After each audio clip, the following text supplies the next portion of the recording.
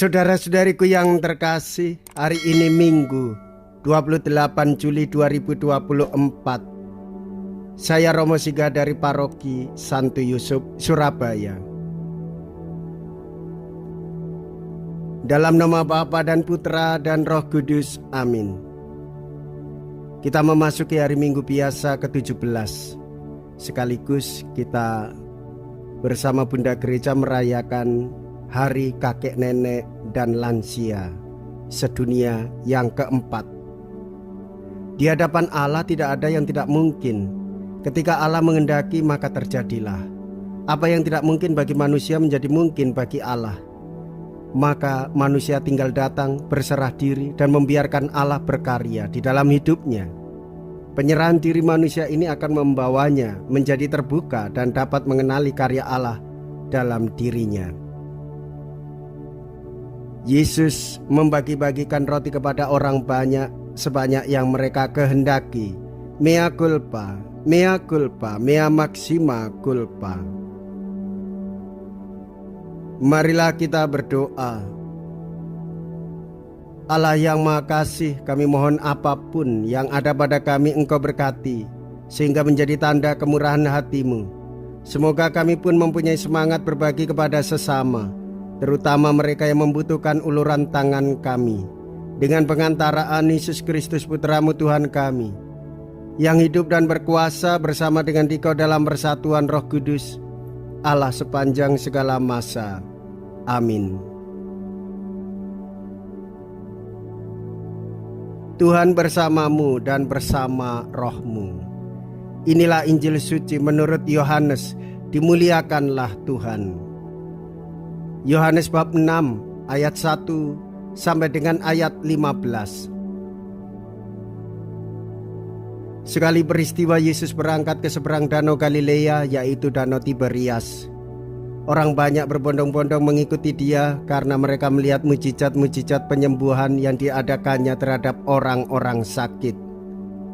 Yesus naik ke atas gunung dan duduk di situ dengan murid-muridnya. Ketika itu Paskah, hari raya orang Yahudi, sudah dekat. Ketika Yesus memandang sekelilingnya dan melihat bahwa orang banyak berbondong-bondong datang kepadanya, berkatalah ia kepada Filipus, "Di manakah kita akan membeli roti supaya mereka ini dapat makan?"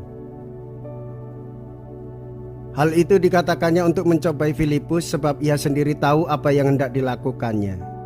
Jawab Filipus kepadanya, "Roti seharga 200 dinar tidak akan cukup untuk mereka ini, sekalipun masing-masing mendapat sepotong kecil saja."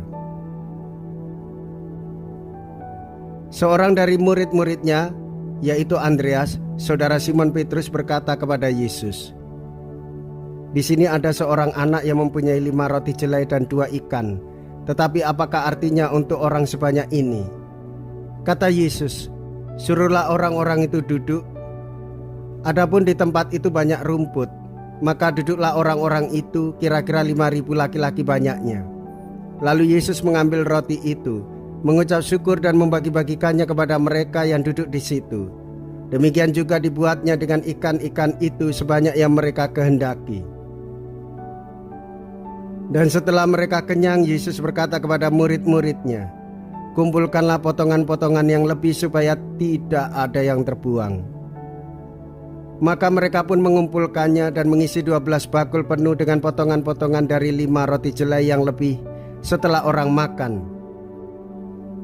Ketika orang-orang itu melihat mujizat yang telah diadakan Yesus, mereka berkata, "Dia ini adalah benar-benar nabi yang akan datang ke dunia."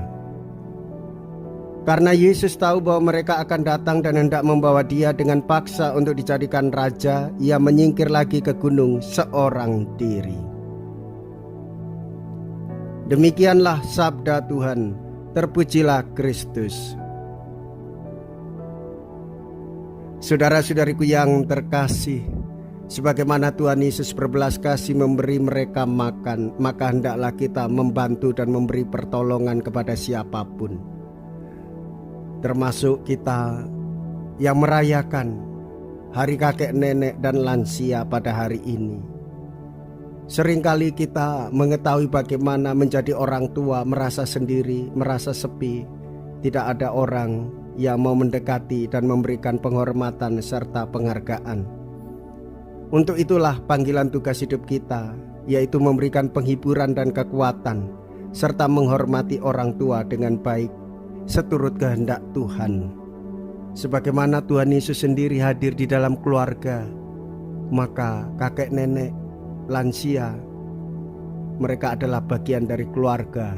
Hendaklah kita berpartisipasi di dalam karya keselamatan yang juga terjadi bagi keluarga-keluarga. Jikalau kita berani hidup menderita dalam Yesus, maka kita akan dipermuliakan di dalam Kristus. Terpujilah nama Yesus, Bunda Maria dan Santo Yosef untuk selama-lamanya. Marilah kita berdoa. Allah yang Maha Rahim, kami bersyukur atas kelimpahan rezeki surgawi yang telah kami terima ini. Semoga kami pun senantiasa tergerak oleh belas kasihan, sehingga dengan rela mau berbagi rezeki, keterampilan, pengetahuan, dan apapun yang ada pada kami, demi terciptanya kebaikan bersama yang mencerminkan suasana Yerusalem surgawi yang kami dambakan, dengan pengantaraan Kristus Tuhan kami. Amin. Tuhan beserta kita sekarang dan selama-lamanya. Semoga Allah yang Maha Kuasa memberkati saudara sekalian, Bapa dan Putra dan Roh Kudus. Amin. Saudara-saudariku yang terkasih, pergilah. Ibadah sabda sudah selesai. Syukur kepada Allah.